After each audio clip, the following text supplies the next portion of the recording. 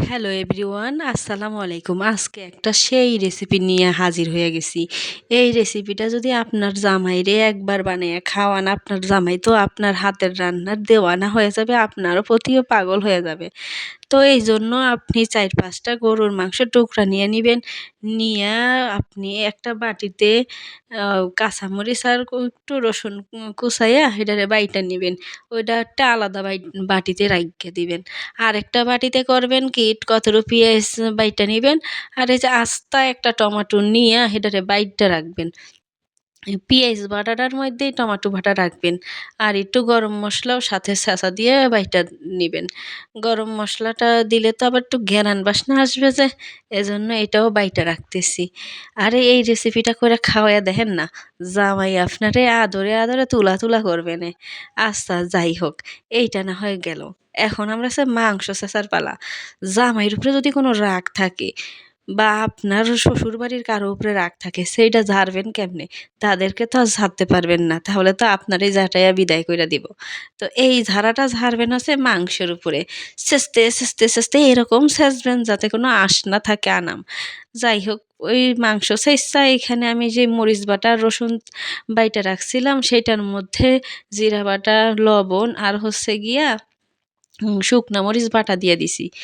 দিয়া এটারে মসলা দিয়া সুন্দর করে এটারে মাখাইয়া নিচ্ছি। এটা মাখাইয়া রাইখা দিবেন ০.৫ ঘন্টা। ০.৫ ঘন্টা পর একটা ফ্রাই প্যান নিবেন। ফ্রাই প্যানে হচ্ছে গিয়া ঘি ঢাইলা দিবেন। এখানে কিন্তু আপনি সয়াবিন তেল দিতে যায়েন না, তাইলে মাংসটা শক্ত হইয়া যাইব। এই সয়াবিন তেল বাদ দিয়া ঘি দিয়া সুন্দর কইরা আমি এটারে ঢাকনা দিয়ে ঢাইকা আস্তে, আস্তে সিদ্ধ কইরা নিছি। এটার মধ্যে কিন্তু আমি কোনো পানি দেই নাই, এমনিই পানি গলছে। তো এটারে উল্টায়া পাল্টায়া ভালো করে যখন সিদ্ধ করে নেবেন, এটা যখন শুকনা, শুকনা একটা ভাব চলে আসবে, তখন এটা আপনি নামাইয়া নিবেন। এই যে এরকম। আরে সবকিছু কি বলে শিখানো যায় নাকি? কিছু তো দেইখাও শিখতে হয়। যেই মজার একটা খাওন শিখাইতাছি, ট্রাই কইরা দেখেন। ২ টুকরাও মাংস যদি থাকে সেইটা দিয়া। কি যে মজা, কি যে মজা! এই যাই হোক, এবার কিন্তু সেই ফ্রাই প্যানটার মধ্যেই আমি সেই টমাটো বাটা, পেঁয়াজ বাটা দিয়া দিছি। এখন এটার ভিতরে কি দিম বলেন তো? এটার ভিতরে আদা রসুন বাটা আছে না, হেয়া দিবেন। আর জিরা বাটা যেহেতু আগে দিছি, জিরা বাটা লাগবে না, মরিচ বাটা দিবেন। যেহেতু এটা জাল, জাল, ঝাল মানে জমনের ঝাল। যে যতটুকু ঝাল খাইবেন ততটুকু দিবেন। তারপরে দিছি ধইন্যার গুঁড়া। তারপরে আমি কি দেব? একটু ওই যে গোলমরিচ আছে না, গোল, গোল? ওই গোলমরিচের গুঁড়া দিয়ে দিলাম। তারপরে লবণ স্বাদ মতো দিয়া এইটারে সুন্দর করে একটু কষায় নিব। আহামরি কোনো কিছুর একটা ব্যাপার না। রান্না-বান্না হইছে ওয়ান টাইমের ব্যাপার। আপনি বাম হাতের খেল যখন খুশি তখন যেভাবে খুশি সেভাবে করতে পারেন। শুধু একটু মাথাটা খাড়াইলেই হয়ে যায়। বেশ কিছুটা পানি দিয়া এটারে আবার সুন্দর করে ঢাকনা দিয়ে থাকছি। গরুর মাংস একটু সিদ্ধ হইতে তো সময় লাগবেই।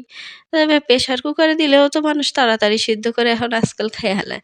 এখন তো আর এটা প্রেশার কুকার না, তাই এমনিই আস্তে, আস্তে দিবেন।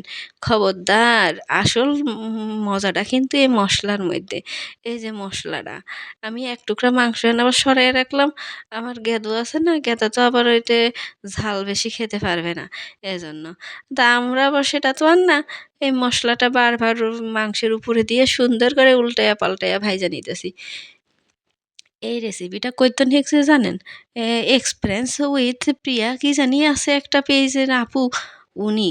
আরে আল্লাহ! উনার রান্না-বান্না যা সুন্দর গো! যেইটা দেখি সেইটারই প্রেমে পইড়া যাই। যাই হোক, আপুরে অনেক ধন্যবাদ এমন সুন্দর একটা রান্না শিখানোর জন্য। আমি তো দেইখাই সাথে, সাথে মাংস ভিজাইয়া এটা বানাইয়া লাইছি। আপনারেও খাইতে মন চাইব কিন্তু। আমি এই যে ভিডিওতে ভয়েস দিতে যাই, এই আমার কাম সারা হয়ে যাচ্ছে।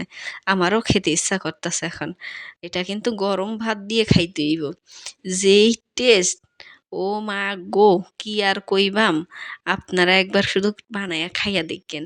সব কিছুর কাছে তুচ্ছ মনে হয়। এই স্বাদটা কোনো কিছুতে মনে হয় যে পাবেন না। যখন অনেক ঝাল-টাল খাইতে ইচ্ছা করবে, তখন এটা বানাইয়া নিয়েন। ভিডিওটা যদি ভাল লাগে পেজটারে ফলো করে